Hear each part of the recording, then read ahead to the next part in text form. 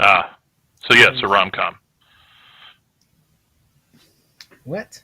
See, you're trying to be funny, and it ain't working. It always works. I don't know what And nonsense you're talking about, in your imagination. which is In perfect. your imagination. My imagination is perfect and flawless. Look here, Liz Lemon. All right, there we go. Also, do you notice my setup right now? Things are cleaner. This is still on the same camera. Mm-hmm. I changed out the bulbs in the ceiling, Okay. and I haven't even turned. Like, I mean, I can turn on my front light if you want to see what that looks like. But so it does at least let my skin a little warmer. So skin's warmer, then the backdrop is crisper and clear to see. But like, and obviously once I get rid of the glasses next week, it'll be a little bit like a little less glare. But I was like, now it does mean I walk into this room and I'm like, God, it feels like being on a stage in my bedroom. Well, I mean, if that's what you want to go for. Have to get let's see. What up, Lindy Fitness? First, first what? Wait, where are we talking? Oh, you snuck us in again. Oh yes, Going of course. live. Always. I think it's hilarious. Y'all are always worried like I won't catch you or something. Like I'll stop you before you talk about like, man, What yeah, I had to do my something. hemorrhoids, or the fact that I murdered somebody 3 weeks ago, or Yeah. Just keep your curl from the lights though. Oh yeah. We don't need a Michael Jackson situation going on. Just like that. Hold on, before we get started, let me grab a beer. okay. I got all excited.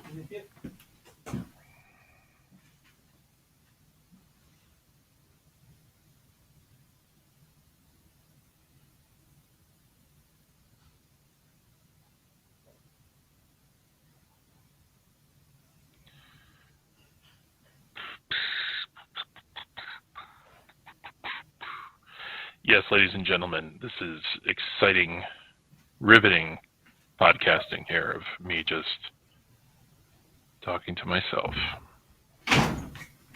Ooh. Oh yeah, baby. Oh, actually, Now. you know what? I'm gonna go walk away, and I'm gonna stay and talk, but I'm gonna get something. Hey, while you do that, I'll do the cold intro. You'll do the cold intro. I will do a warm intro. A warm intro. What you making? Some eggnog? Make some cocoa? Huh? Got some boiled custard? Boiled Some custard. what? Boiled custard. Boiled custard. That sounds unappealing. It's quite delicious. Thank you, Taryn. We got myself upgraded. We're gonna get you upgraded next.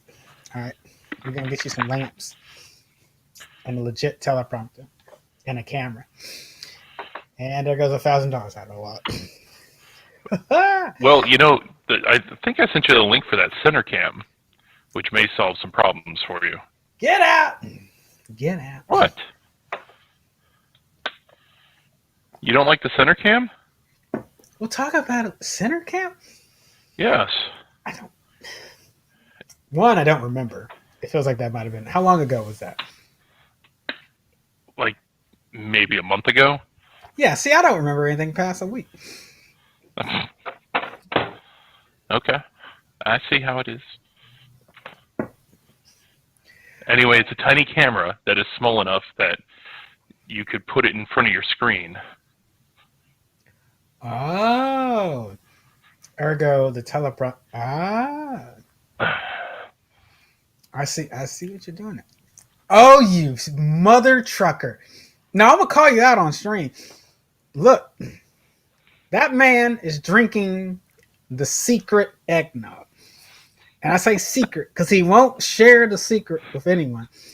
And I have determined, I have put it upon myself to just make a better eggnog out of spite.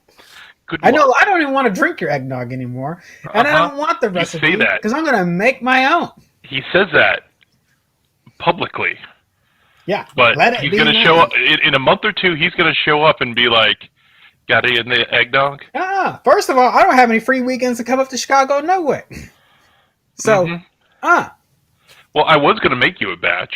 sure you were. You What? don't want to make me. You don't want to make me a batch because then I'll reverse engineer it. That'd be the worst thing you could do.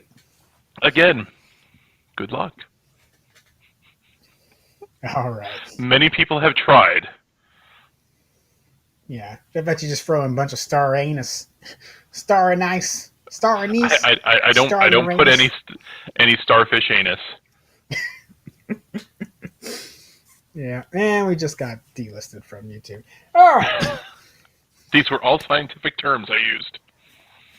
scientific. Mm-hmm. This week on the Commander Shipp Show, I'll give you my impressions on Encanto, House of Gucci, and TikTok Boom. We'll talk about the weekend box office and review the latest Netflix top 10 charts. Plus, we have to talk about the best commentary on the friction between small budget movies and Marvel blockbusters from an unlikely source.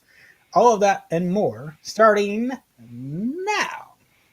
Splash graphics. Ever since I was a child, I loved the film. Wow, I'm going back. Oh yeah. Way back. I thought that was a cool idea, but I was like, you know what? I actually don't like narration. I forgot how much I'm not saying narration can't be good.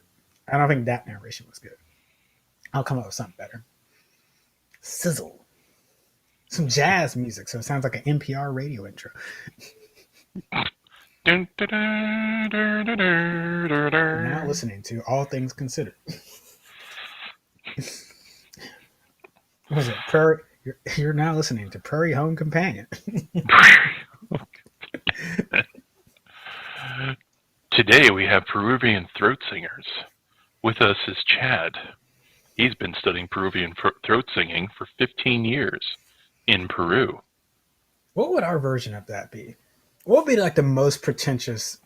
And I don't mean to say NPR is pretentious. It can be, but I'm not saying that. I'm not saying NPR is default pretentious.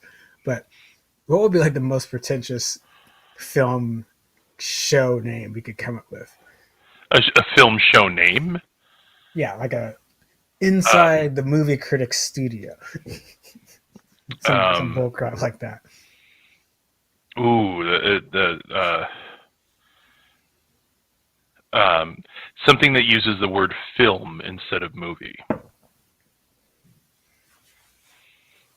So it's got to be that. So like Inside the cinematique. Cinema and film. Carefully curated stories about the Ooh, yes. Hollywood that was. Actually, no. The curated cinema. Then with, you finish with the Kenneth real and Tom. with Commander Shipp and Major Tom. So I will let this cat out of the bag. This month of December, while we will still be talking movies, movie talks, and TV talk are not going away. What we named, so it's good that we brought that out because even though that was a joke, it's kind of rooted in. If you were on our Patreon, you might have seen a message I sent out saying that we're going to be tweaking some stuff after New Year. Got to kind of retool some stuff. So yes, movie and TVs still be talked about on Tuesday nights, but what we're going to call it might be a little bit different. So it doesn't mean that it's me and Tom going away. It just might be the title, just to kind of change that a bit. Because Are we just gonna have the Commander Shipp with One Piece show? Well, no, I've tossed a name out to the Patreon folks. I still don't necessarily, I don't mind it, but it still feels film centric. And I kind of want to, we started heavy on film. You were talking more TV. I kind of came around to that. To what you were saying, like we should talk more TV because that line is no longer like, it's really about how you digest it now, but it's not really about the quality per se. It's like, that is leveled out. So there's really not that distinction is not really as meaningful as it used to be. It still can be just useful in describing budgets or like how you digest it, but not necessarily. It used to really be a quality indicator. It's not really that anymore. So speaking of films, like I had that and as an idea of one of the titles, but again, I just don't really like it. Two, there's some stuff we're changing on the reviews. Taryn will be aware of this as we were talking to some of the writers, is that with our reviews on the website, we're also trying to be a little more holistic in how we review stuff. As far as like getting different opinions in on how that review is represented. So like there might be a lead writer who's written a review, and then some of the other writers on the staff can give their 2 cents of like, yeah, I agree with you about 80%, but I want to make this one little note of like, this scene bugged me, you know. So when people are reading it, it's not just a singular voice that's representing the site. And you can kind of get a smattering of perspectives. Plus maybe inviting some of my friends, other critics in to kind of jump in and critique on a particular thing. Because online critique and criticism is wild right now. And I think the internet could use more like, hey, I like these voices and I think they offer some different perspectives on the same property. And this is what we'll put out as a, here, read this and digest and engage with this. And what do you think about this? Not the score and not the weighted average pulled across from the internet on Rotten Tomatoes. I mean, I used to really love Rotten Tomatoes, but it's turned into a mess. I no longer think it's doing what it set out to do originally. So a curated collection of criticism of cinema. So, sort of. Yeah. And the only reason we may not do a lot of TV on that is just because of time. It might be something we have to wait until we can do more, till some of us have rolled off full-time and get more full-time writers. But cool. So yeah, that's, if you're wondering why I'm talking about, like, it's not about the end of the show. It's more of just bringing in some other voices and trying to expand what reviewing is. Because I could put together a playlist of 10 videos all about the same subject, and I hate how the majority of them have been covered online. That doesn't mean that impressions are bad. We give impressions on this show all the time. But me and Tom usually make a distinction when we're just kind of giving a quick, yeah, this is what I thought about. Like, there's sometimes we just don't have time, so we just like, yeah, I thought this was, yeah, whatever, and just gave you a broad stroke. But if we're gonna review something like we did with the DC Universe stuff, like me and Tom sat down, rewatched every single one, gave you our pros and cons, what we thought worked, made some comparison between our time we had watched it before and like our updated perspective on it, stuff like that. And even when I'm watching impression videos online, it's like, this isn't really a review. I mean, you're angry about a particular thing or you really love the thing, but there's no breakdown on why that scene worked. Tom's always talking about camera work. Tom is always talking about camera work. So what do we haven't done anything about Handmaid's Tale, but Tom has given me probably a full season's review of the cinematography and Handmaid's Tale from the previous season, just in our chats back and forth for when I was up there in Chicago the time before last. And you'd be surprised how much that's not happening on online reviews. Sorry, I did not mean to start the show with an angry rant. By the way, I do have another. I have another name suggestion. It would be the Commander's Eggnog Dragon. Eggnog Dragon. Yes. Sounds like a euphemism. Yes, it kind of is. Like chasing the white dragon. Tie some tiger bomb. Oh boy. Let's see. The Misadventures of Commander Shipp and Major Tom. That's what it says. Oh boy. The real room's not bad. It's not bad. Let's think about it. And then we could have a section called Keeping It Real. Yeah. And then we could get a nice flying graphic across. And then, we can do political pundit. Hey, let's keep it real. And when keeping it real goes wrong. That'd be all of our worst movies of the year. Second. Dang it. Taryn, write it down. We might... Write that down? What are you, Van Wilder's dad? Maybe. Don't put it past me. That's good. Write that down. Let's see. Give me 1 second, folks. As we catch back up to the news. As we catch back up to the news. So, let's talk about the box office. We're not reviewing these yet. We're just going to talk box office super quick. I'm going to review them later in the show. But, oh, no. Sorry, folks.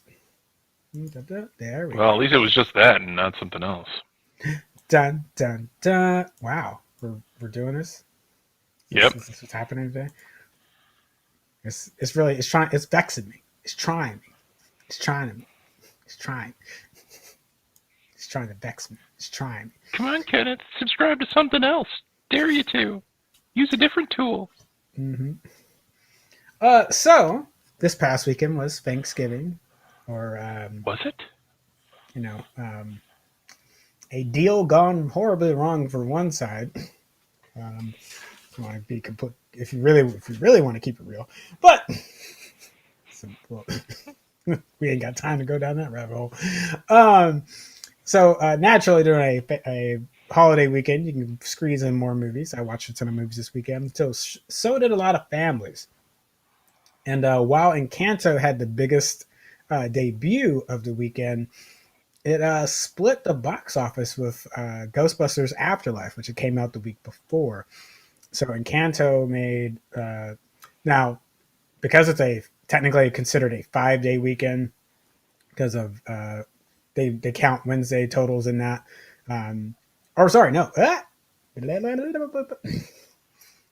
These movies released on Tuesday night.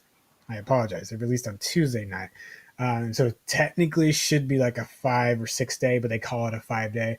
So think of it, it's like Tuesday night and then the rest of the week. So get all that out of the way. So the 5-day totals were $40 million for Encanto, $35 million for Ghostbusters Afterlife. The actual weekend box office was 27 and 25 respectively for both of them. So there's a possibility, there's some alternate universe that exists where if Ghostbusters hadn't released the weekend before, maybe Encanto just really tears up the box office solo, and or Ghostbusters could continue its run anyway. But Ghostbusters already had a really strong week the week before, so they're going to be able to cash in a lot on that. If anything, I would probably expect this will hurt Encanto's ability to have long legs, because they've got to basically make their money before Spider-Man comes out. Yeah, it's going to be a race for both of Encanto and Ghostbusters, to be honest with you. And it's not just that. Kingsman is coming to you. It's not going to hit the kids as much, but we haven't. I don't want to spend a lot of time with Spider-Man. I saw a little note today that its pre-sales were at Avengers Endgame's levels. You heard about the bots, right? Wait, bots are buying tickets? Yes. There are bots buying tickets to Spider-Man and then trying to resell on eBay for like $1,000 a seat. Yeah. It's the dumbest thing in the world. Go for it. But yeah, they're buying up a ton of box offices. Okay. It's one thing with the consoles, because a lot of systems to buy your consoles don't have that kind of security in place. Just because, why would you? Most of the time, Best Buy, Walmart's, and Amazon are just not going to need a security measure like that to try to keep someone from purchasing that. That's just usually not a thing you have to worry about with the rare case of like a PS5 or Xbox coming out. Fandango and other ticketing sites have had to go through this yearly, or like during summer blockbusters, whenever a Cap or an Iron Man, and especially during the Star Wars movies. We have been on this channel, I think before Tom got on here. I've walked into a Regal theater, had camera in my face talking about I'm trying to get the tickets for the rest of the crew here at Nerd Union. And I had to come down here to my local Regal theater because there's no way, like the phone crapped out. There's no way to so I'm sorry, I'm a little incredulous that bots are getting into that, because if anyone should have a system, Hmm. Wow. Okay. But yeah, there's a whole secondhand market going on. Do I need to buy my Matrix tickets right now? Or are people just Maybe. more? I swear to God, I'm gonna.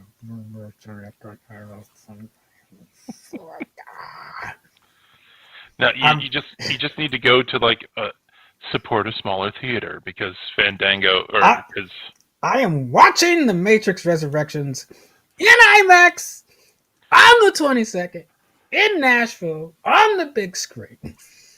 And if okay. robots ruin that, and I don't even want to blame the AI. No, it's Scalpers. humans. You piece Yeah. of crap scalpers.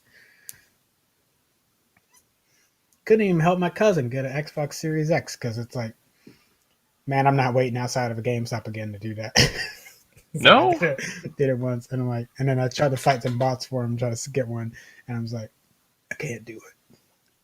Do it. Oh gosh. Okay, Macho Man Randy Savage. You know what?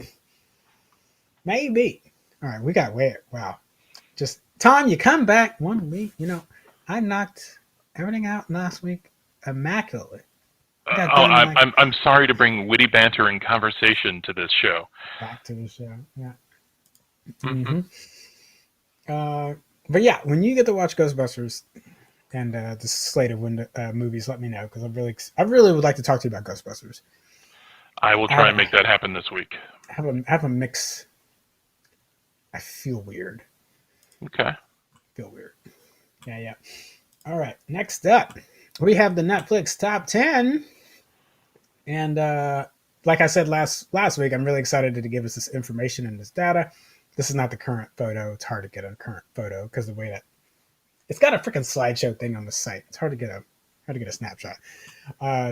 But quickly, let's go through what has continued on the list. So, TV English. So everything about the global top 10 global English movies. Red Notice is still in the top 10. It's third week in the top 10. Bruised, A Boy Called Christmas, A Castle for Christmas, The Princess Switch, and I'm not surprised by those three right there in the middle. No, I'm not either, but I'm still going to mock it. Considering the holiday time frame, people are probably getting ready to, or they were watching Christmas movies during Thanksgiving with their families. So it's like, yeah, that tracks because those movies were not in the top 10 last, or were not even close to the. They were starting to creep in. So maybe people had started the week before, and then really this week is when it took off. The Croods, Jack Reacher Never Go Back, which is his first week in the top 10. Is that still with Tom Cruise? Yeah, the second one, the sequel to that. Okay, yeah. And then Extinct, Central Intelligence, which might be a rock holdover from people watching Red Notice. Yeah. The week before, Six Underground, which was the Ryan Reynolds action flick on Netflix, saw a lot of attention too when Red Notice debuted. Or that's not when it debuted, but like related rock and Ryan Reynolds titles had kind of seen a bump on Netflix as a result of Red Notice dropping on the site. So I wouldn't be surprised if Gal Gadot had a major movie on there as well. I probably would have seen a uptick. And then Love Hard, which I'm not as familiar with that one. I hope it's like, yeah, I'm not familiar with it either. I hope it's an extreme Oh rom-com. God, it's another Christmas movie. I'm out. Okay. I'm out. All right. Let's see. There are only 3 Christmas movies I will allow. Let me see. That's all. National Lampoon. No, actually, you know what? I have a distinct dislike for that movie. Huh. And it's overplayed. And I don't mean like it's overplayed. It's overplayed. Oh, yes, by fans. TBS literally has a 24-hour marathon of A Christmas Story, but National Lampoon is overplayed. More people. I just see more people, especially some that are annoying to me, that quote National Lampoon's Christmas Vacation more than any other Christmas movie. It's like Christmas vacation season instead of like Christmas. And I feel like Jingle All the Way and Elf have probably overtaken the quote I'm not saying there probably was a time where National Lampoon was more quoted. I just feel like recently I've seen more Jingle All the Way and Elf.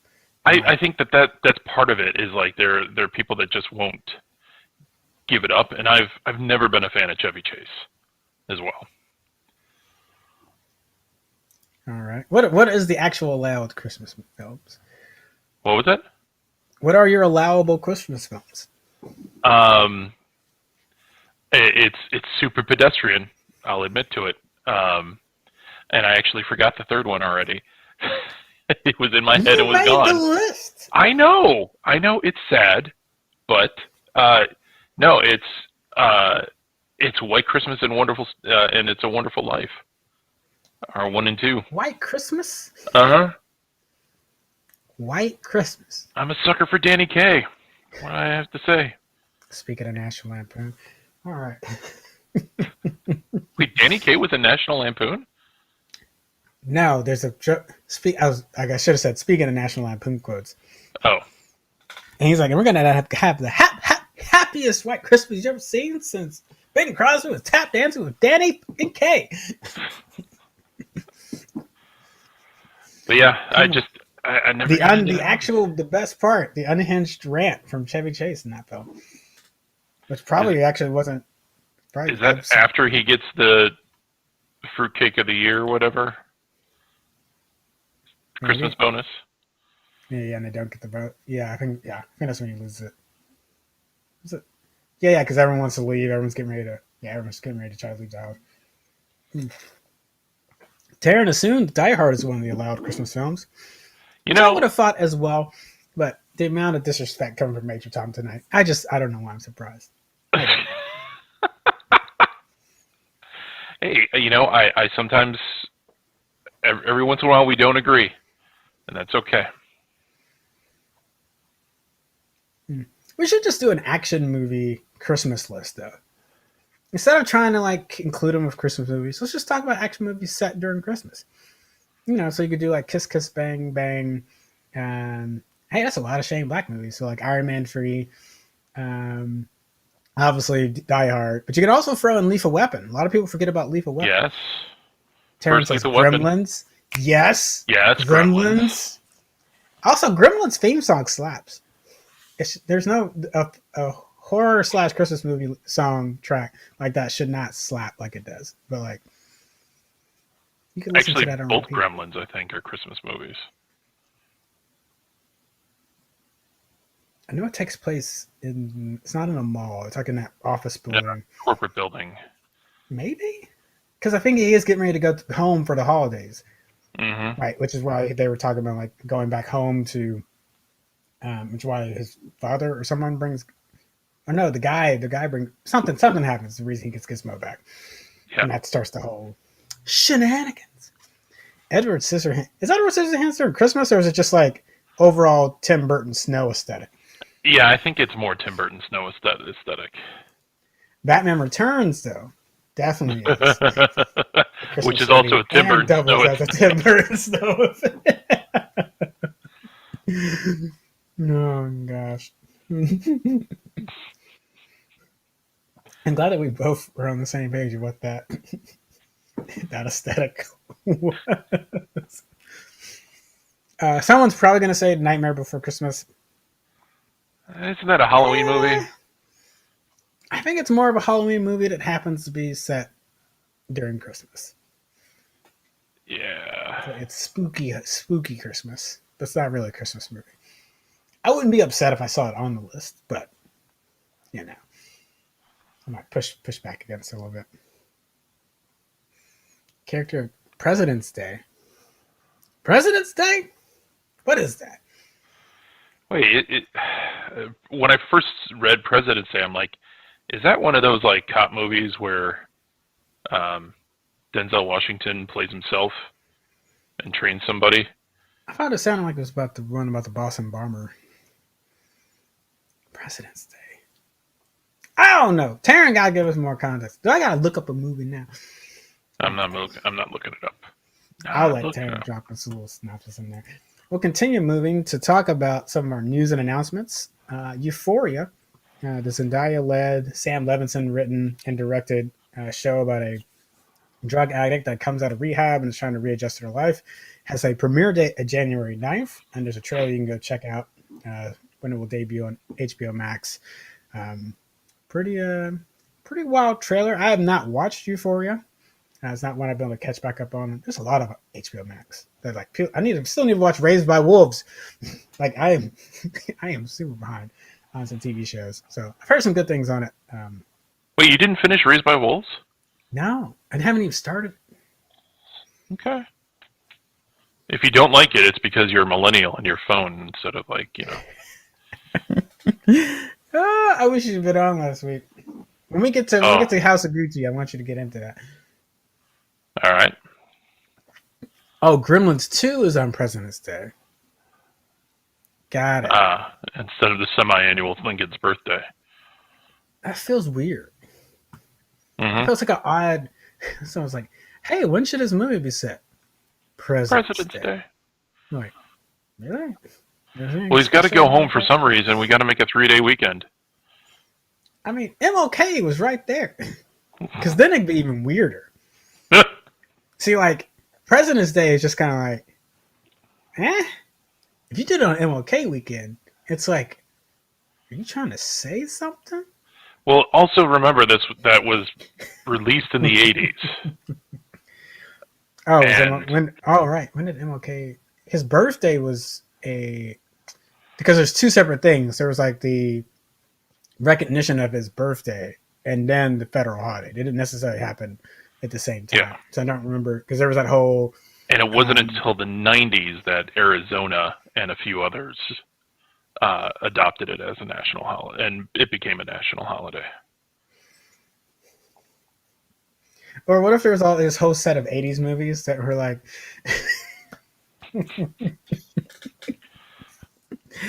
I just had a wild thought. Like, there's just always these weird threads of like, they're not really a genre or a thing. It's just like a weird thing that's like, why did this happen multiple times in a movie? Like, I loved Dan O'Brien over on Cracked because he would just get into these threads. In particular, like there's one about Annie MacDowell. And it's like, why is it that late 80s, 90s movies were always shitting on Annie MacDowell? And it's like, yeah, he's right. Every rom-com that she was in, or even Groundhog's Day, it's like, they all treated her like crap for some reason. She kept getting the same role.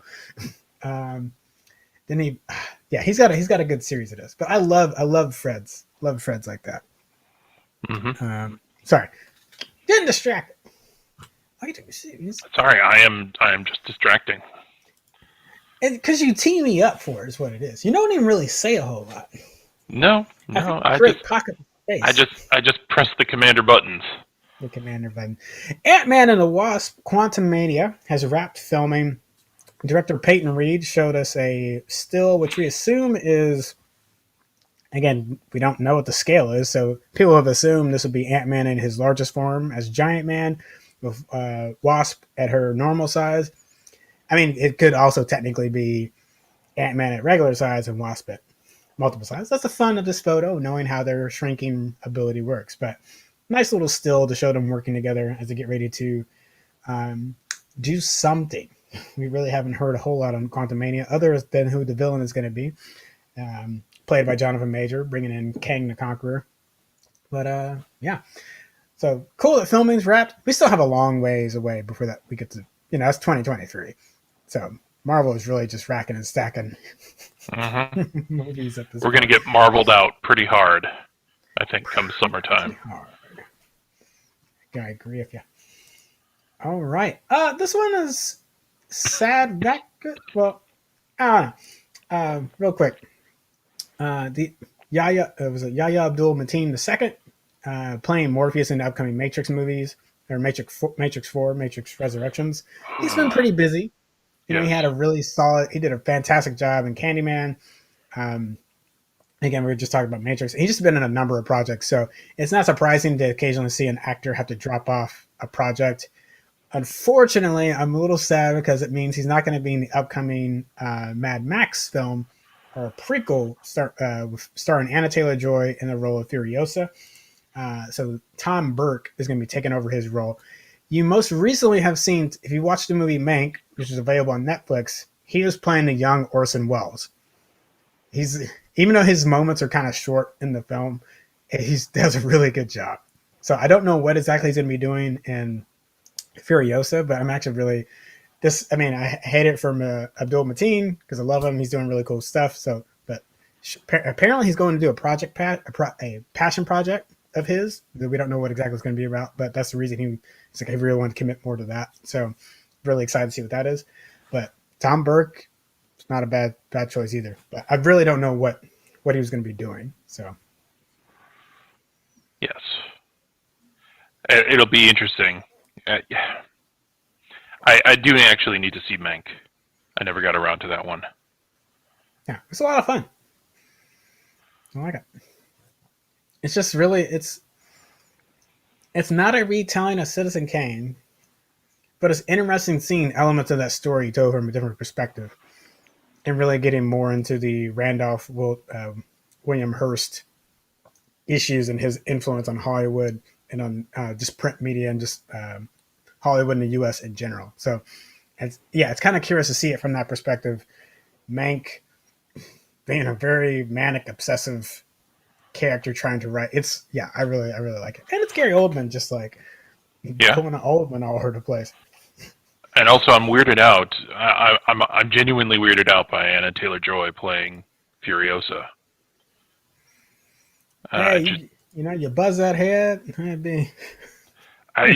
She's got too delicate of features in some ways. I think. I don't know. Be curious to see how. I don't know, maybe she's gonna Sarah Connor this shit. Maybe.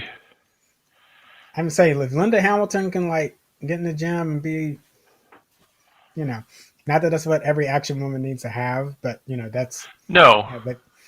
But like Anna Taylor-Joy looks like an elf that has been ousted from her lands and has just become a movie star here. And I'm not sure. Yes, if I saw them on the set of Lord of the Rings, I wouldn't bat an eye, even if they didn't have deer. Yes. Oh, Tom. This is why you missed me. This is why I missed you. All right. Hey, it's not uncommon for a show that if the producers really feel good about it, think it's going to be a big hit, they go ahead and renew that sucker for a second season. Go ahead and lock your actors and directors into the next thing. So the upcoming David Tennant-led Around the World in 80 Days. I was kind of curious how you're going to have a second season of that. So I'm assuming they don't finish the trip in the first season.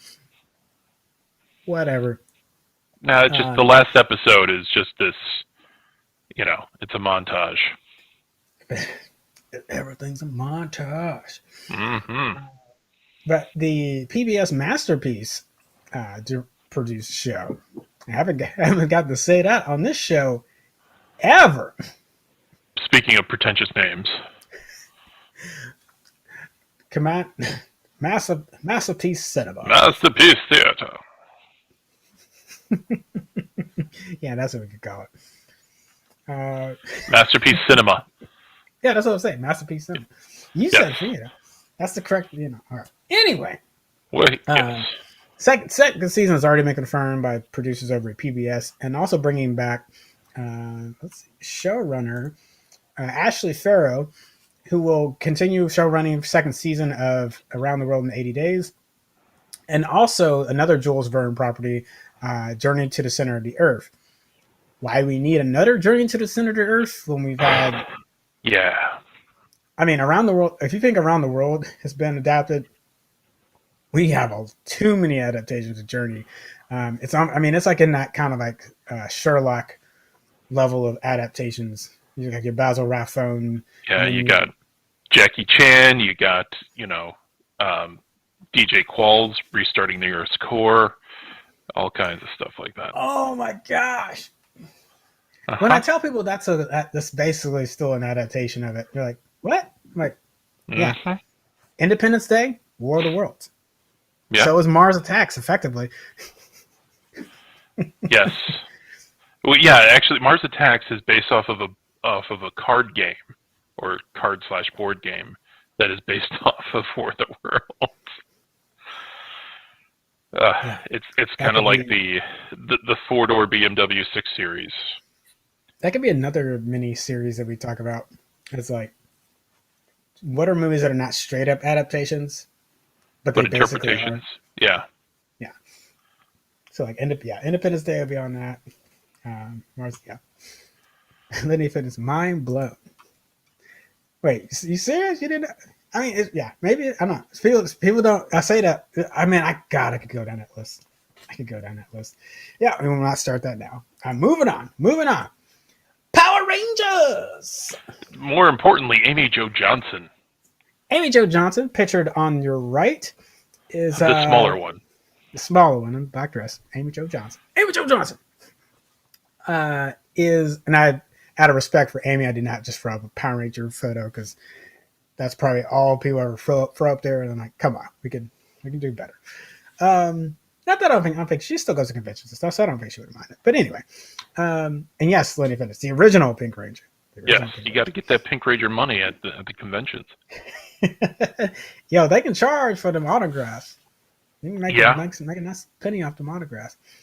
But a show that is near and dear to me and Tom's heart is Superman and Lois, and its second season will be debuting in January of next year.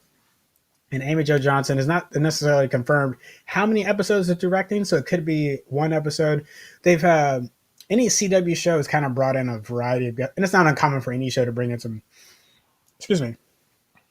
guest directors, but the CW has really embraced that. Like Kevin Smith has dropped in to direct a few episodes. You've had some other folks that have been like on Smallville and other like CW connected properties getting their chance to try their hand at directing. So it's not uncommon for the CW Arrowverse shows to do that.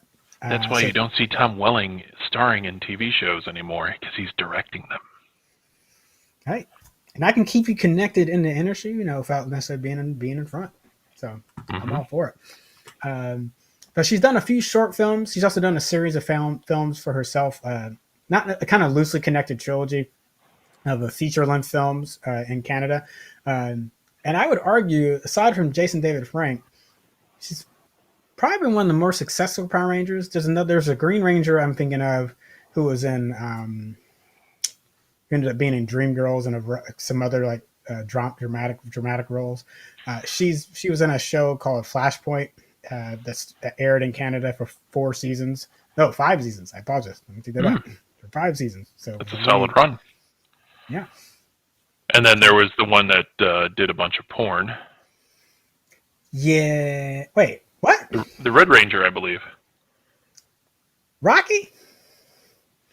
It wasn't Jason. No, the original Red Ranger, I think. Yeah. Austin didn't do that. I don't believe that. I'm mixing the names. I'm going to Google that and enjoy the strange responses I'm going to get by saying Red Ranger porn star. I'm not searching that. I'm not searching that. Yeah, it's just my work computer. That's all. CZQ on the Disney movie special. Mm-hmm. Yeah. So congrats, Amy Jo, and I'll be excited to see your episode.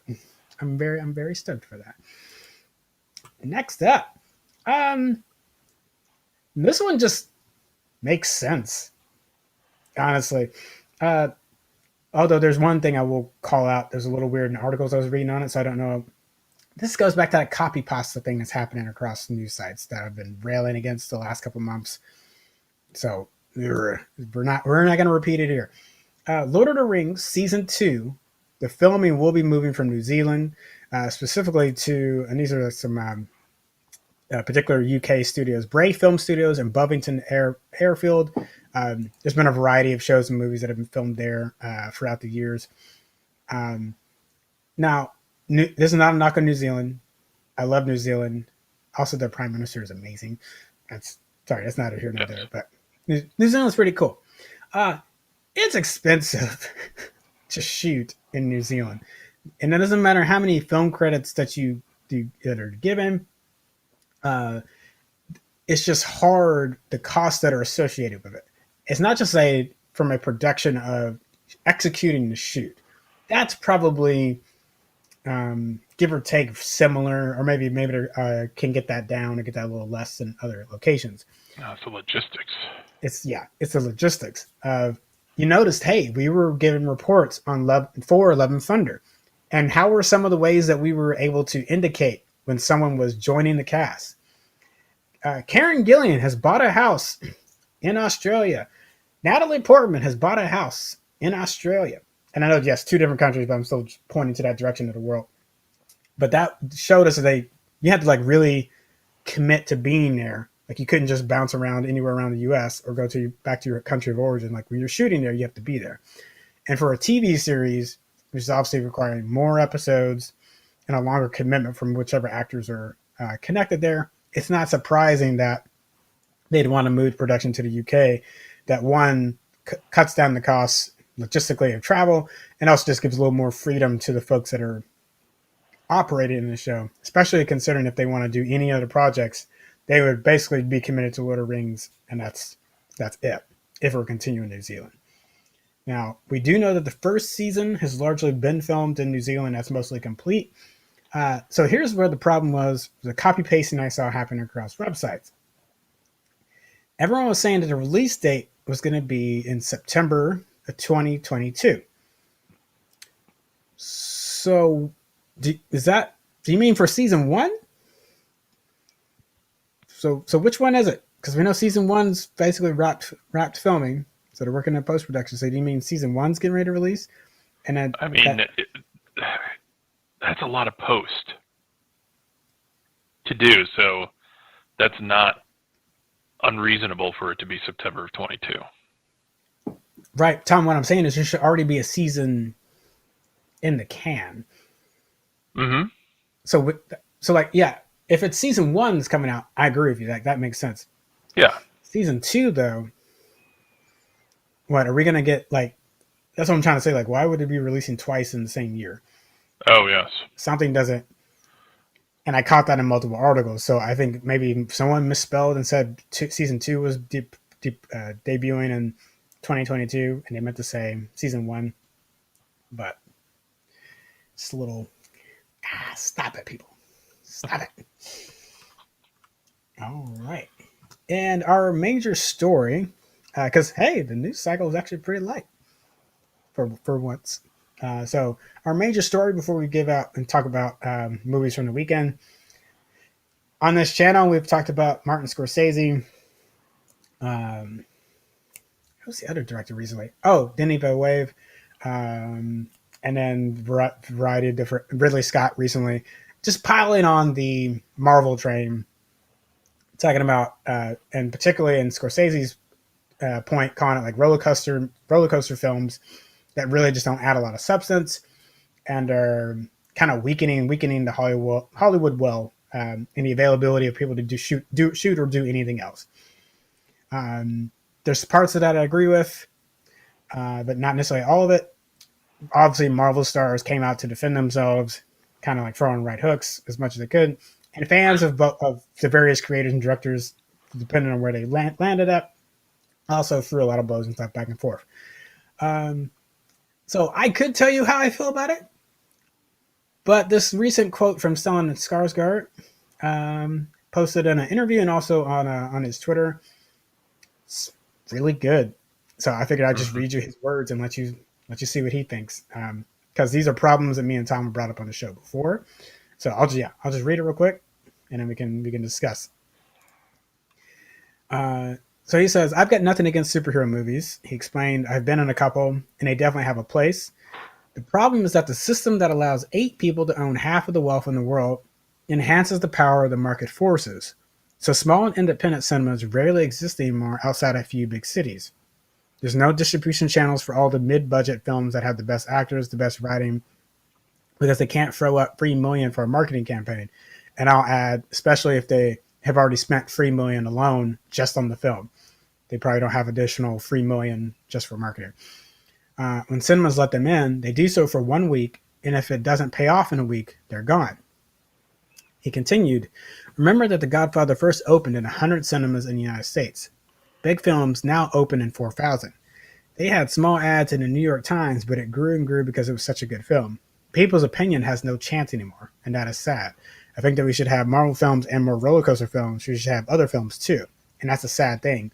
When raw market forces come in, studios start being run by companies that don't care if they're dealing in films or toothpaste, so long as they get their 10% return.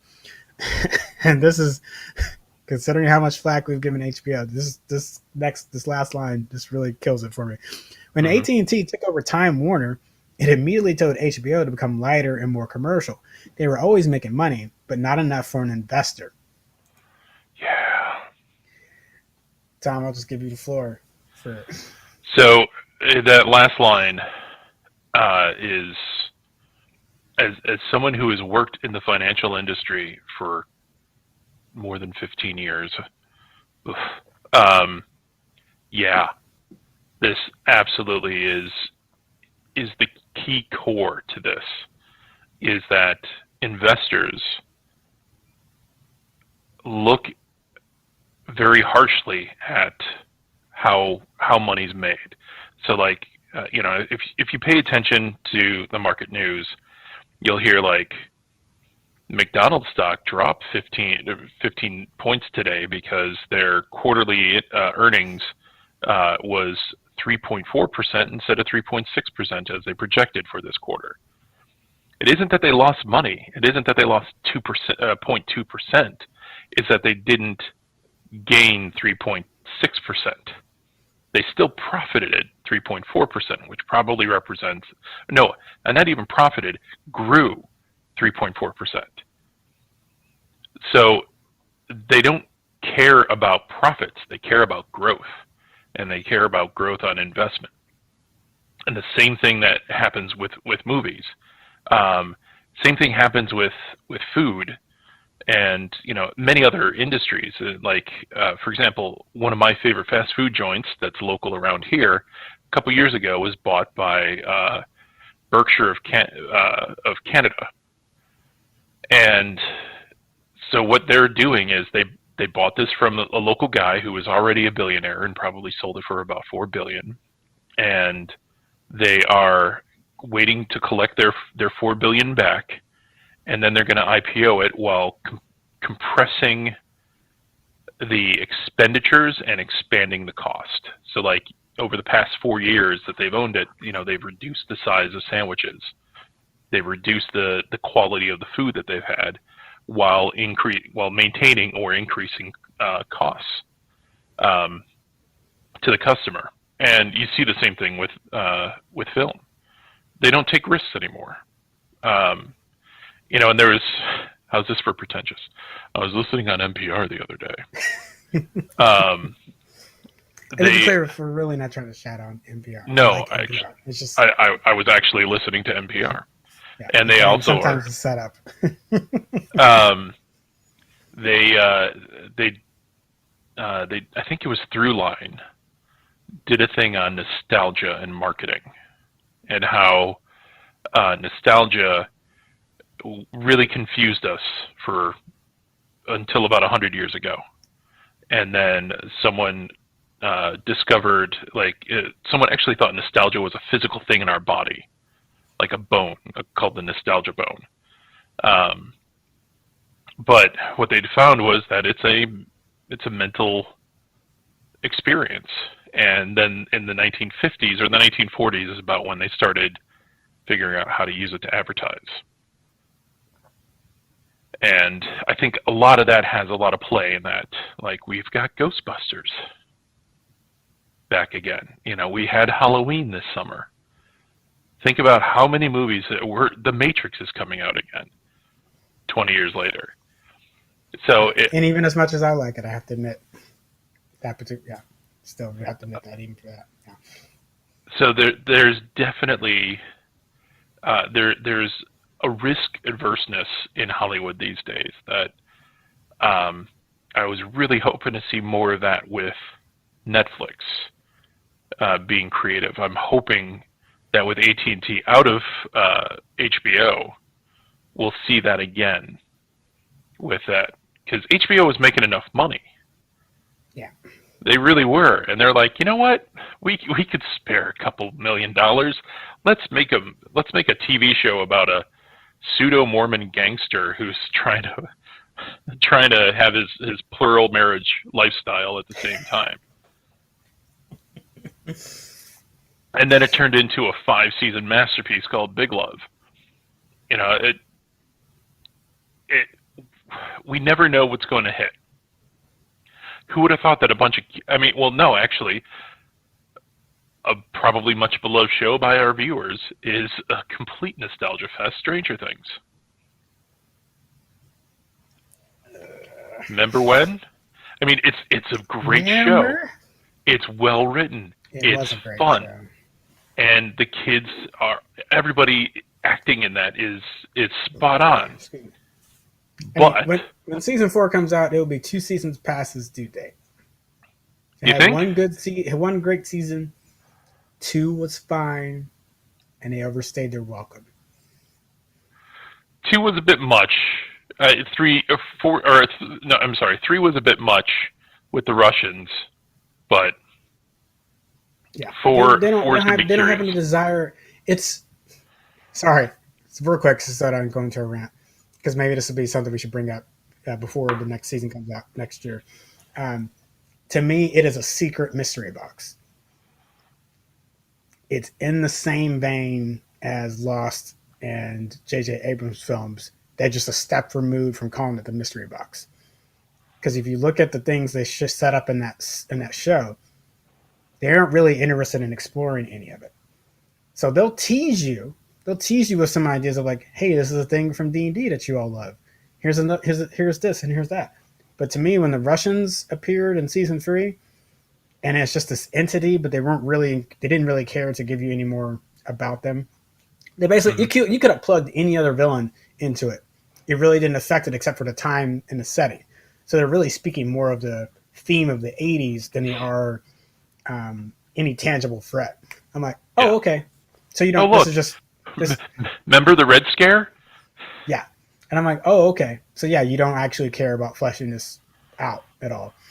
And I mean, it is a character-driven show, so those parts always work well. But as far as this universe you keep teasing, like, there's nothing there.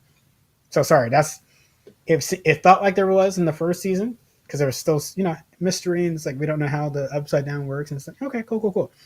But as it's gone on, I'm like, it may not be the most blatant mystery box, but that's what you're doing. I see you, and I don't want any part of it anymore. One other thought, and I'll stop the rant and we can move on to the main topics. But the eggnog hit hard. So. Oh, it did. Did it? It did. It's had some time to season on.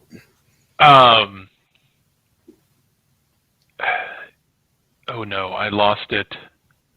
Yes, it's about sci-fi, and in addition to nostalgia, I think that there's an emotional malaise in at least American society right now that we're dealing with, in that the reason why you see Star Trek Discovery season 1 and 2 of them being prequel, and the only reason we're exploring a continued Star Trek universe in Picard is because it's about Picard.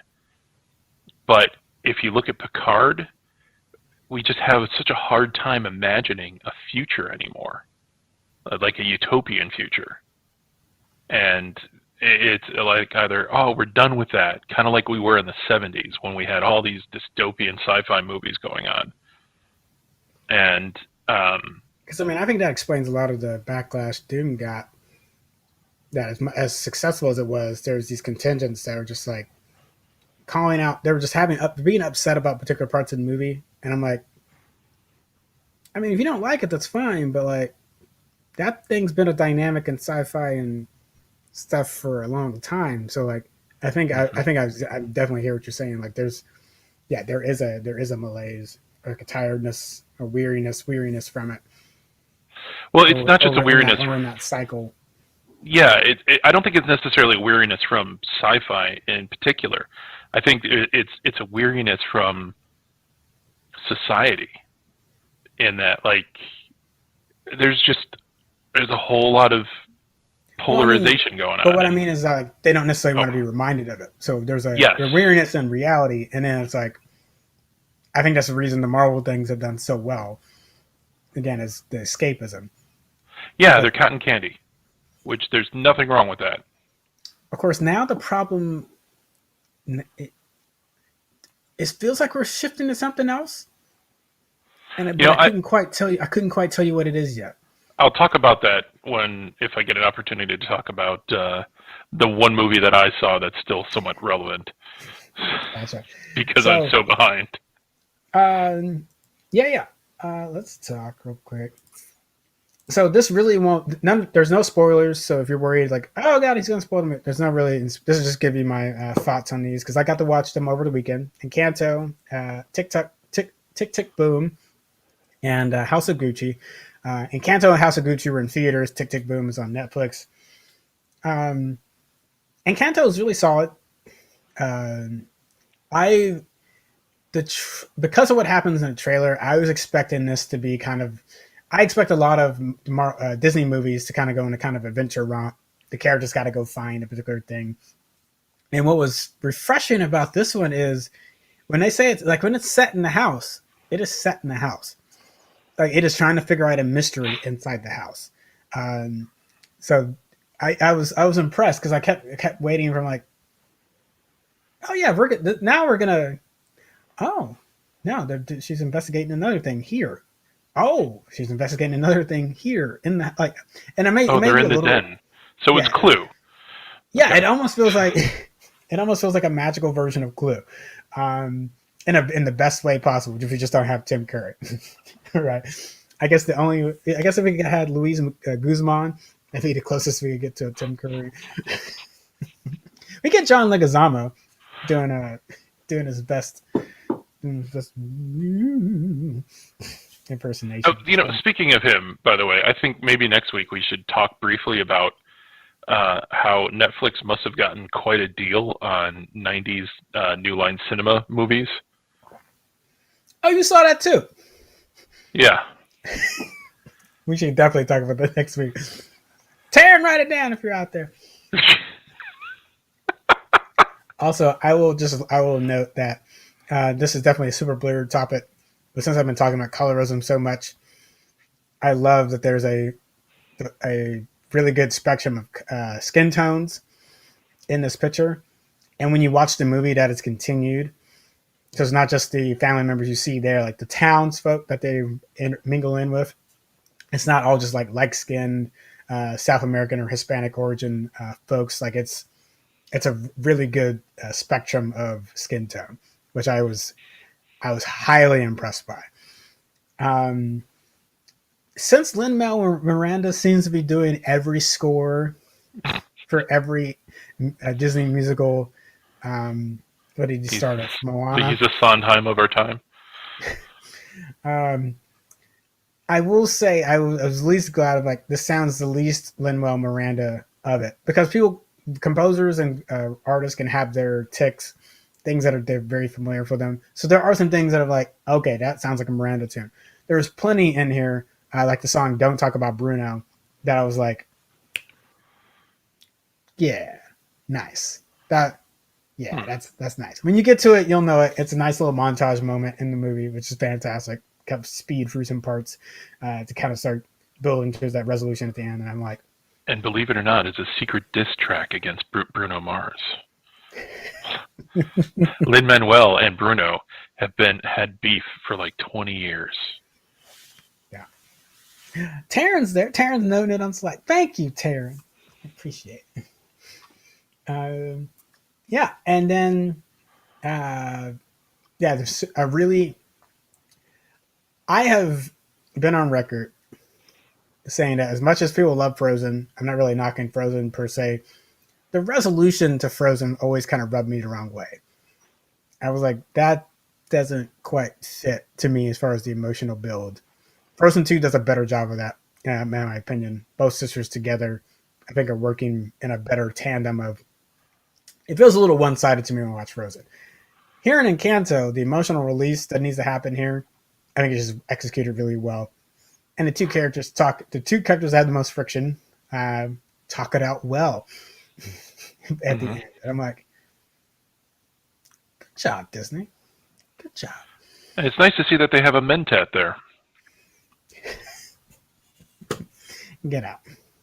What? It's a Get out. lovely umbrella that he's got, and Get out. Out. I know what you mean. People are hmm going to be confused.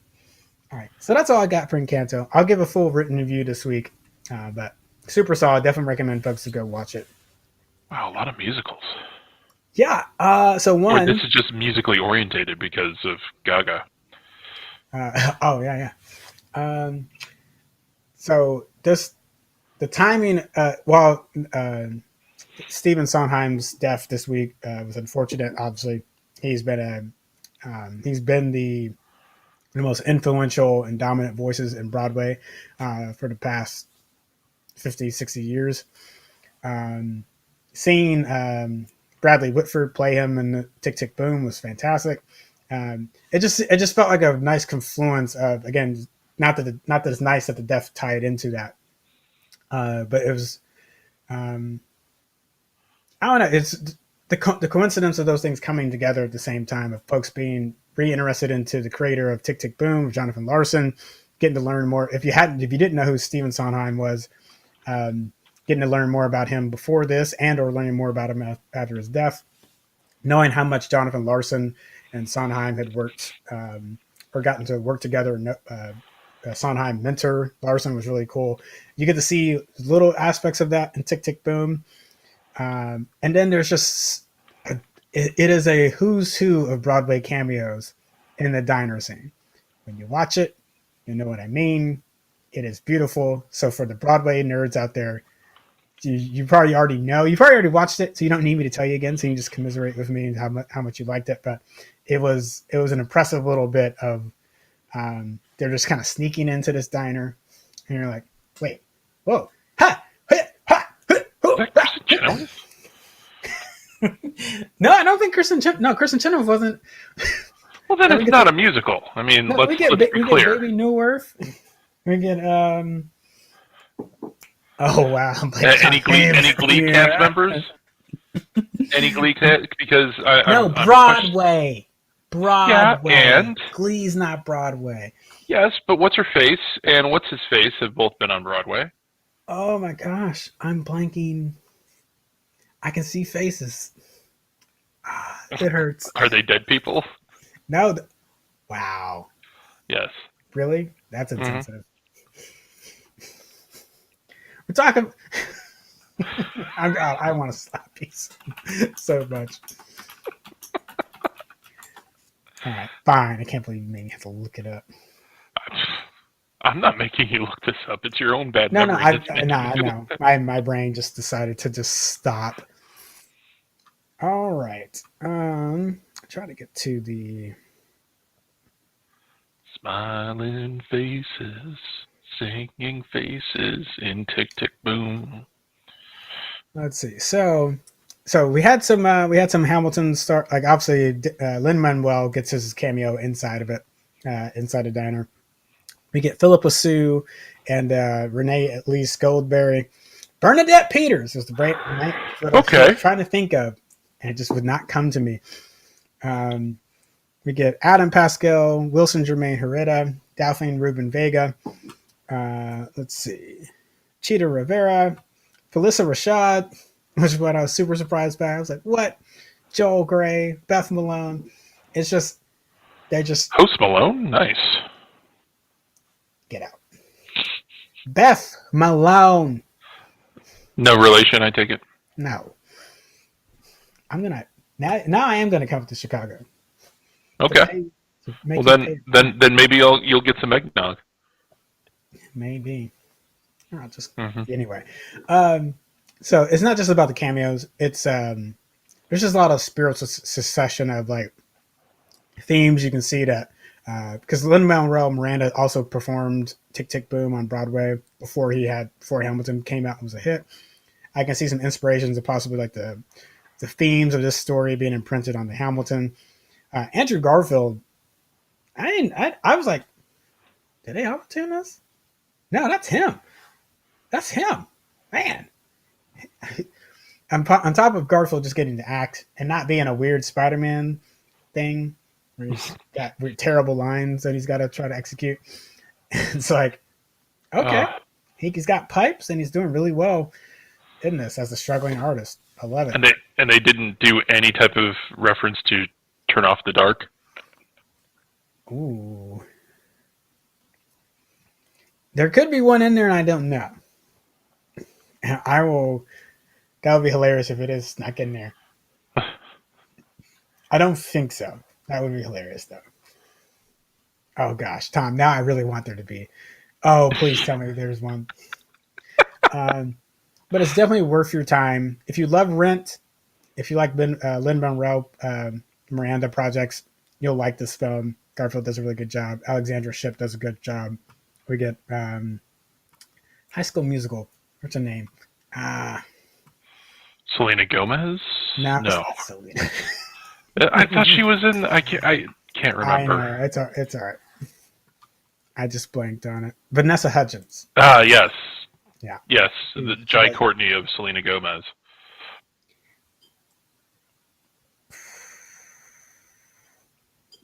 You don't think? Yeah, thank you, Taryn. Yes, Vanessa Hudgens. No, I get what you're saying. And they look face blindness. Yes, they have a very similar face look that if I were to show two pictures of them, I would be challenged. No one's hiring Jai Courtney to be Tom Hardy, though. Like, if you're hiring Vanessa Hudgens, you're hiring Vanessa Hudgens, or you're hiring Ariana Grande. Or, sorry, Selena Gomez. Oh, see, now I got...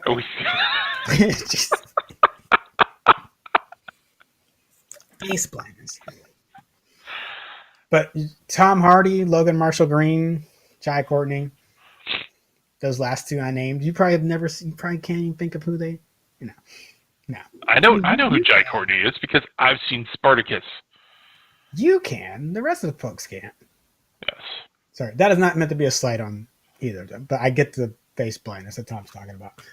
All right, so yeah, Tick Tick Boom, Netflix, go check it out. If you're a musical fan, you probably have already watched it. You don't really need my edging. If you're not a big musical fan, I could totally understand why you're not going to enjoy this a lot. But if you're like, yeah, I can enjoy musical from time to time, this has definitely been one of the better ones I've seen. Because I saw Annette this year, and while I enjoyed it, it's not one I would recommend to people because it's crazy. This is not that. So Tick Tick Boom, you'll probably love it. If you like Rent, go check it out. And lastly, so this was a photo of Leslie Odom Jr., Lin-Manuel Miranda, and sorry, let me get her name, Karen Ovio from Tick Tick Boom. Vanessa Hudgens. I'm gonna slap you. You're just storing up slaps. I'm gonna get my slaps. All right. Don't hurt your hand. Those guns? Nah, we'll be fine. All right. Sorry. And that's a photo of the actual Jonathan Larson that Andrew Garfield plays in the movie. So, yeah. Cool. So now it's time to talk House of Gucci. So normally before I write a review, I really try to stay away from reading or watching anything, especially before I've watched the movie. But sometimes I may read or watch something after it just to see if I'm stuck on an idea. If I'm like, I feel really good about 85% of what I want to talk about, but there's like this one piece, like, is anyone else, how are other people feeling about this thing that I saw, or this particular issue I might be having? So performance-wise, and I love that I brought this photo of the five leads across left to right. Al Pacino, second from the left, and then everyone to the right. Lady Gaga, Adam Driver, Jeremy Irons. Fantastic. Jared Leto sounds like a Mario caricature. And it was bugging the hell out of me. And I couldn't decide, is this just a bad accent and he's actually okay? And then I got to listen to Dan Murrell movies over on YouTube. He had a similar opinion and kind of gave his thoughts on why he disliked it. Kind of like, it's like, no, it is distracting. And when we need to rely on him in the latter half of the movie, which is where it started to fall apart for me, I was like, that's it. He's like, yes, he's a caricature in the first half, and then the second half really relies on his ineptitude to build off of, but we don't care about him, man. He really drives you nuts. So you do not care about the scenes that he's in. I'm like, it's like, yes, that's it.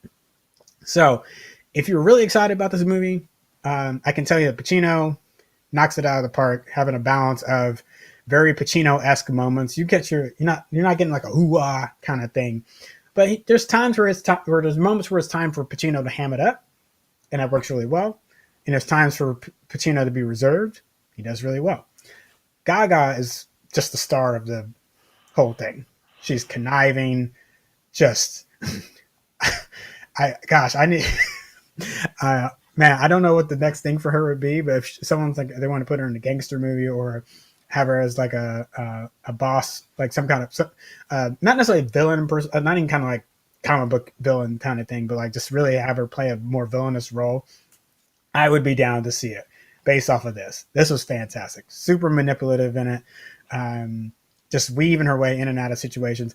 And I do hate to say that for another woman-led character, because that can sometimes be a default descriptor. So that's not really what I mean by that. But this is a power play that's happening here. So she's showing that in the movie that she can play with the boys at the table, and it's doing really well. Really subverts a lot of them.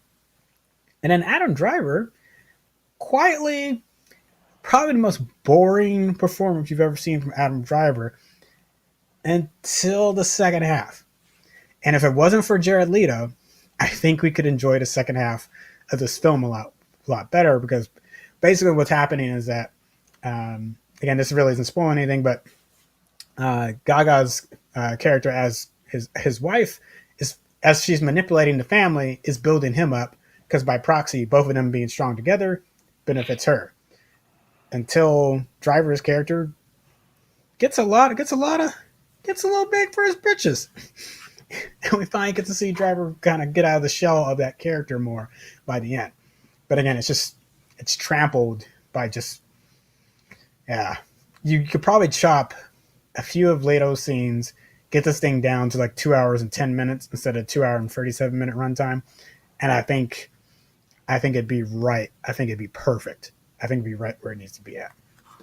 So, and Jeremy Irons is fine. He's not in it a ton, but for the small moments that he's in as Adam Driver's father in the film, he's super solid. So nothing to write home about, but nothing to really bang him for either. So solid there. But yeah, it's Adam Driver and Gaga to really just take this away.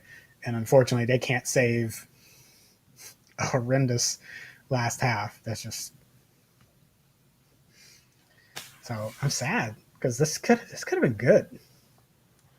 I mean, this could have really been like, if we just got rid of Jared Leto, which is a common theme.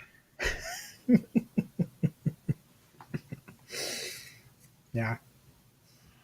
Man. Yeah, it's he just we need to not employ him anymore, because I'm sure he was that guy who, had that crappy Italian accent throughout the entire film until he was done. I don't break character until the DVD commentary. And if you like method acting, or if you want to do, like, that's fine. There can be limits. And Leto, I'm not even going to get to his, we're not going to get to the younger fan stuff. That's probably another conversation we need to have, so I'm going to put a pin on that part. But specifically just for, like, people talk about the Suicide Squad stuff all the time. They're like, yeah, he's putting rats in people's... I'm like, okay. So, as far as I can tell, a lot of that was fake. A lot of it was a little more flair for the dramatic and trying to create an aura of what the Joker was than it was actually doing the act. because Will Smith and Margot Robbie came out later saying like, no, it didn't actually happen. And Leto actually came out later. Also said, no, it was just a joke. Like it didn't actually, not the joke of sending anything. The thing sending it never actually ever actually happened. Mm-hmm. There may have still been some set incidences that we're not completely sure about as far as what happened. But the range of reports, part of it was the internet got crazy. So they heard one thing and it spiraled out of control. Now, no one's going to care because he's earned this reputation on his own of just being a dumbass. So to be clear, I'm not trying to defend him at all. It's just what people get onto him about.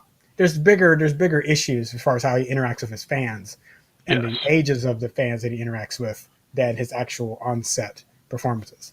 Or sorry, on-set actions. Taryn says, is Leto encouraging people to follow him like a cult? That has him on my ish list. Ish list? It should be on your red flag list. It's on my red flag list. Shit. It's on your pondering orb list. I don't know what that is. I saw it at the last second. I don't know. We'll just let our friend have it and run with it until he's done. Well, I gotta know. I can't not know an internet thing, Tom. I mean, I did send him my own pondering orb picture. So. Hey. Yeah. They're pondering the orb. Wow. So they're pondering the orb of Gucci. You wanted to talk about Eternals. I was going to talk about Eternals, but I'm going to take a quick second to talk about Ridley Scott. Oh, right, yes. And how he is Principal Skinner. And no, it must be the children that are out of touch. Could it be that I'm wrong? And, the thing is like, he's not, like, this seems to be a good choice for him. But a lot of the storytelling that he's choosing to make, people are just not interested in anymore. And he needs to understand that maybe he's wrong in these. Like, I don't need to see another European medieval period piece. I've had them my whole life. And I don't know how he's going to do a new take on murdering somebody over rape with swords. Okay, but I don't think that's all right. No, honestly, like, I know a lot of people who are just like, no, I know what the story's about. I'm not interested in going to see. I don't care how well executed it is. It's kind of like Joker. Yes, it was. All right, but like, okay. All right, hold up. It's beautifully acted, but beautifully directed. Uh-oh. It's like, well, no, I'm just saying, like, we don't have time for this one. This is a longer, and I'll be honest, this is something I'm still trying to parse out and figure out. But it's related to the idea that whenever someone says a particular movie is their favorite, and people are like, "Ooh, that's a red flag." Okay, but why? Because if I were to ask you why it's a red flag, you could probably tell me. But most of the time, people say that, and it's just a buzzword for, oh, that guy's probably an alt-right troll or so on and so forth. And conversely, if you were to ask the person why they like that movie, they probably also couldn't tell you why. And I don't mean that to disparage anyone's viewing takes or ability to articulate why they like a thing. It's just, this is just an experience. Is that sometimes people really like a thing and they haven't really thought about why. Mm-hmm. I'm not saying you shouldn't still be concerned if someone says Fight Club is their favorite movie, but it might legit just be that they like Ed Norton's performance in that film, or same reason. That also could be a red flag. Right. So it's just like, it's lazy just calling that an automatic red flag, right? Now, I'm not saying that your experiences are wrong, because obviously people have continued to have that experience. So there is a collection of literature and media that there's a reason it gravitates toward this. But I feel like that's also like, and the last thing I'll say of this is like, the thing that drives me nuts is how much people want to say death to the artist and say like, once it's out, it's up to us to interpret it, and we don't really care what your intent was. Okay, but then if someone else has a different interpretation of yours, somehow that's also not valid. Like that doesn't track. So like you just said, what the artist's intent was just means zero. Just you don't care at all. And then on top of it, if someone likes it but for different reasons inside of it, you've decided this is the only interpretation of that media, and now you're judging them on it. If I have to explain why that's problematic, I feel I like it don't should know be if very that's what I was saying, but okay. I don't disagree with you in some points. With the one caveat is that the onus is still on the content maker to get a message across. And yeah, there are going to be, and that's the conversation. So last thing, that's what I want to have, but that's the conversation I want to have. Mm-hmm. How well did they? What did the artist intend, and how well did people pick up on that message, and why are people gravitating towards, say, the Fight Clubs and the Jokers, the Taxi Drivers, the American History X's for that reason, right? So is it because a director has fallen into some of the same mental traps that an alt-right supporter would, and that's why they haven't examined those biases, and that's why it's coming out in their media? That might be it. Mm-hmm. But Tom, we don't get to that part of the conversation. Not often. I mean, partly because the movie cycle is too fast for us to have that kind of conversation anymore, and also I don't necessarily trust sometimes the director when it comes out. Now, if like the director sealed an envelope with an explanation of what they're of the story they're trying to convey, and then everyone's like getting it all wrong, and then all of a sudden they're like, "Oh, but I have this sealed envelope from 3 months ago before the movie came out, and let me read it to you." That I would be cool with, and then I could get that. But I think a lot of times directors backpedal on what they're on to the backlash. No, that's not Joker's about society failing him, not necessarily another weird guy power fantasy. But like also, and that's sorry. So I guess we're basically just teasing out topics now, because that would be another thing I'd like to talk about is is the weird power fantasy inherently wrong? Because we're informing everything based on our experience of cishet white males that have gone on terror sprees in the United States. That's what's informing our view of that. And again, it's not it's not a uniquely American experience, but it's a large American experience due to a variety of issues. But if you switch another race or you switch another person into that, and they operate similar, it changes the story. It should change the story. Yeah, I would expect it to change the story, but why? There's some obvious things there, and again, that would be what I would love to. We should talk about that, because I also want to flesh out the conversation that the weird dude narrative is dead. The weird dude as an underdog is a dead concept. Clearly not. No. I mean, in reality, like making fun of nerds is punching up these days, because back to one of our earlier topics, Marvel dominates the box office. Marvel dominates television. Star Wars dominates television in the box office. I think nerds are mainstream now. They this podcast. No. That's not what I mean. Hold on, I want to wrap, because we can set this up for another time and dive into it. So because we'll be here for write this down. The one thing I'll say about that real quick.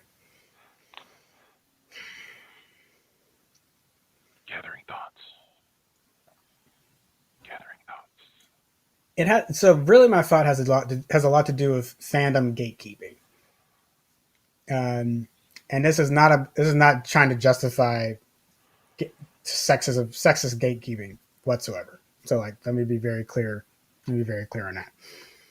But what I've noticed is people are not understanding where that comes from at first. Because to your point about nerddom popularity, okay, but there's still people that got their underwear ripped out of their pants as a result of loving some of these properties when they were kids. Like that is still there. I vividly, people ask me why I don't cosplay and why I don't dress in costumes. Is because now me and my somebody dad showed this, up at Halloween in a Ghostbusters outfit and no one else dressed up. well, no, but it's more like I would try to. People don't notice, but I would try to wear my costumes and stuff to school all the time, and my parents would be like, "No, you're not. You're obviously not doing that." Oh God! So you have all this costume positivity that's out there now, but if you grew up under a almost like a protective mindset of like, don't do that so you don't get picked on, and that may, and again, it may not have been trying to restrict your love or joy about that, more of just a in that moment trying to be practical, but the effects that it had on you is that it made you, again, I don't really like wearing costumes. There was a phase there for a little bit where I would wear it, but eventually I just kind of not grew out of it. I just like, I don't want to take I just don't want to take the comments. I don't want to take it anymore. Right. So I think that can make you, like with someone as an outsider, what you perceive as an outsider coming into your space, it makes you throw up a wall or it makes you go in attack mode. Doesn't mean that that's right. And obviously then that turns into some others, obviously some sexist narratives that are baked into some of the media that people are reading. So they, because of what they read all over and over again, they don't think women are, if you take them as an example, are interested in comic books. You could also say like, because you don't see a lot of those characters, you don't think people are interested in it. You don't see black characters in a ton of comic books, so you don't think black people aren't interested in your media. Like, I think all of that weaves together. But I think if you only take the sexist piece, then you don't actually know how to talk to the problem that's partially generating that. Because it's not just the woman came into the space and it's disrupting your what you consider your nerdtopia or your kingdom or whatever you want to call it. It's more complicated than that. Yeah, I don't disagree with you, but also it's so people have to get over it, and maybe I'm holding people too high of a standard. But what is the process for that? Well, one, acknowledging the fact that nerds won in a lot of ways. You know, it's a remake of Revenge of the Nerds is going to be Revenge of the Jocks at some point.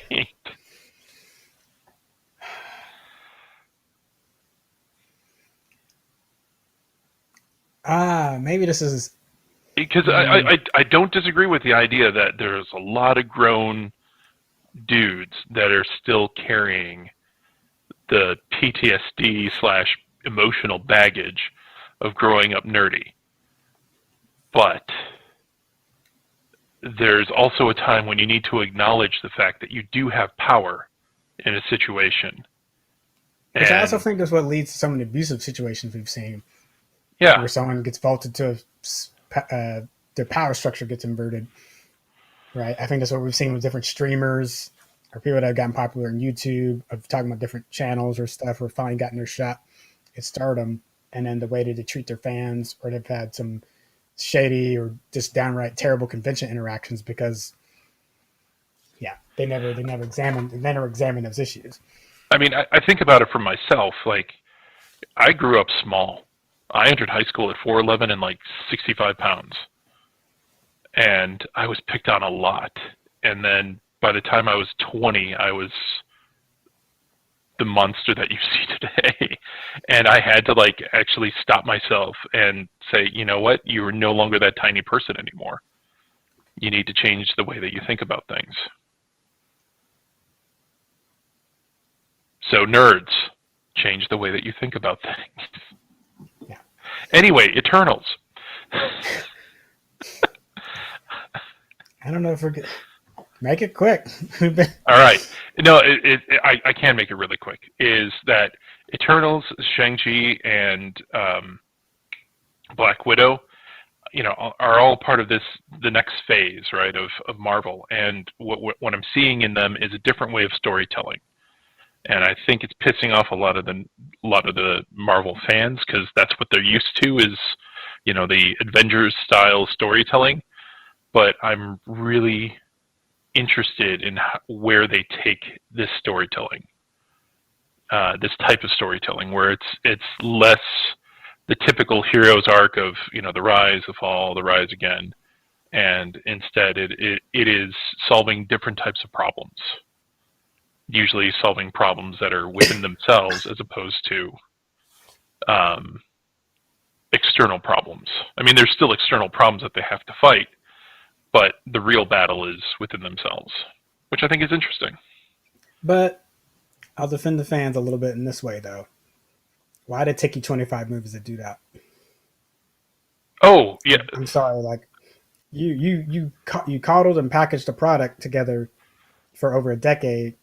Cream. Now you throw a left turn and be like, and at least in that regard, I get it, because like it doesn't matter what genre they borrowed from. If it's like Winter Soldier being a more of a spy flick, war espionage flick, and then think about the heist game and Ant-Man. Cool, but it's still a hero's journey wrapped up in it. They didn't really change the layout of that movie much. And now to your point, yes, these three movies are really like, now we're gonna really get back out of the box on these. But sorry, so to me, I'm like, I don't disagree with you. I think it's great, but some of that, at least some of that, is justified. Now, if some of it is, and I will say, that to some wise men, cream cash revolves everything around movies, and that goes back to again our discussion about Marvel before, where it's about investment returns, not necessarily quality films or storytelling. But shocker, these movies are still making money. Oh, wow. I know. Crazy. Marvel still made over $1 billion this year. Oh, wow. Yeah, imagine, you could possibly take risks and still make money. Maybe even find new audience sources. What? Yeah. Nah. Come on. Man. Listen, you know how much money Aquafina probably brought in alone? That's true. I mean, and they're probably gonna make $2 billion off of Spider-Man alone, minus God, whatever you give to Sony. So like, with Shang-Chi and Black Widow combined, you got to $1 billion. Eternals gets you up to like 1.4, and then Spider-Man like so. And that's in a year of a pandemic. Yeah, they might have done better. So that's a year of Tom only going to now 3 films this entire year as opposed to 20.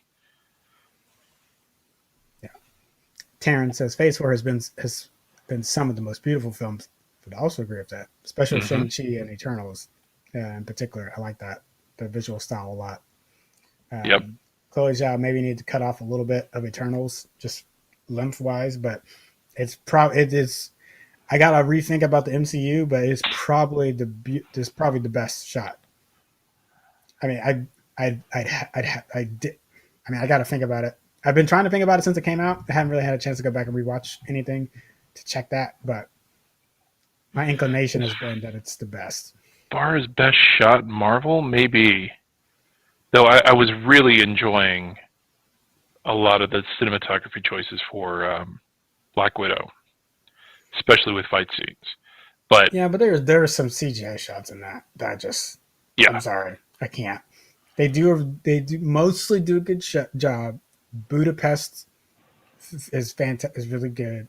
Mm-hmm. But there's almost some like when the car goes down the subway, and that I was like, what? And the helicopter falling out of the sky. There's just a few scenes and how they're put together. I'm like, although I was surprised when the carrier in the sky fell apart. I thought I was gonna hate that sequence. When they're like falling through the but actually, really, that will say that was one of the spots with the CGI where I was like, because when she hit, and it's little things, but when Widow hits one of the glass panels, it has weight, and I'm like, That's really like it. Yeah, there's just continuity of like, yes, that object is still flying through the air, but it should have a weight when she hits it, and it's trying to like, well, however they were generating the physics for that scene, your brain could just follow it, even though it's like when you really pull back, you're like, that's crazy, that is insane, what's happening. But the physics of it were still super solid, at least in the brain of how those things should work together. That I enjoyed that last fight with her and Taskmaster in the sky. So I will, yeah, there was some that kind of irritated me, but that one I do want to give them props for Yeah. that one because that was really good. And Shang-Chi, most of the like fight choreography shots, um, especially the hotel or that unfinished building fight, got some shades of like Skyfall was really Hmm. good. Unfortunately, there's also some. It's an unfortunate Marvel freshman director thing with CGI. It just happens every single time. I love Black Panther, but it has that freshman CGI issue. It's just Yeah. I don't I don't know why it happens. I don't know if it's like Marvel not giving them enough support to clean that up, but it's just like inevitably there's going to be and really what happens in Shang-Chi is just the forest scene when they're like driving the car through the forest. I was like, I want this to be done. I want this to be done. Yeah. Please, if I when I watch it again, I'm just going to skip that scene. And it's not a knock on the hilarity in that. I just visually, I'm like, this is not Yeah. good. Yeah. It's interesting as like this past year, I've become more and more disinterested in action unless it's quality and fits. So yeah, I'm with you on that, especially if it's overly CGI'd.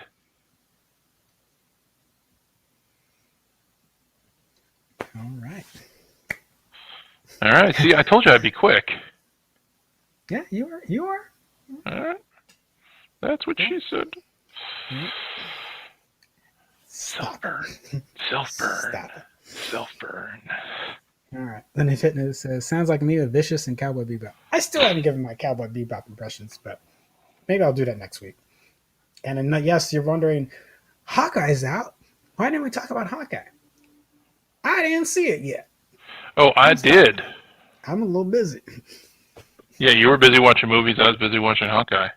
So we will get to it. We'll get to it next week. But if you can't wait for next week, the Quorum is talking about it Thursday night at 7 p.m. Central.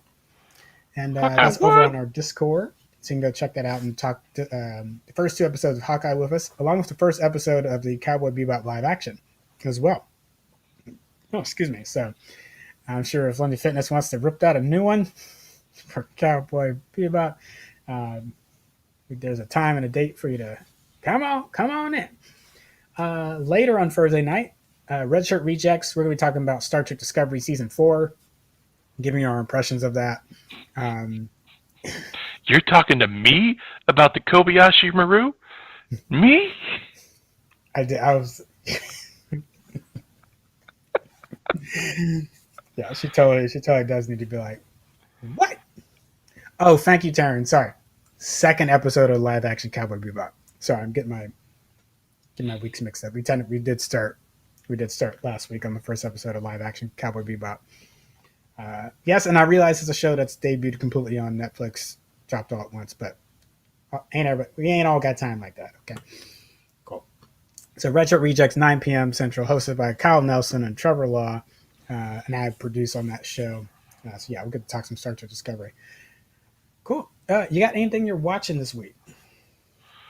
Apparently, Ghostbusters and Gucci and Ross, Mark, Aaron, and I are going to be rewatching the first two Kingsmen to catch up for the next one. Yeah, let me know when you get to the scene in the second movie to make me want to turn it off. Oh, Yeah.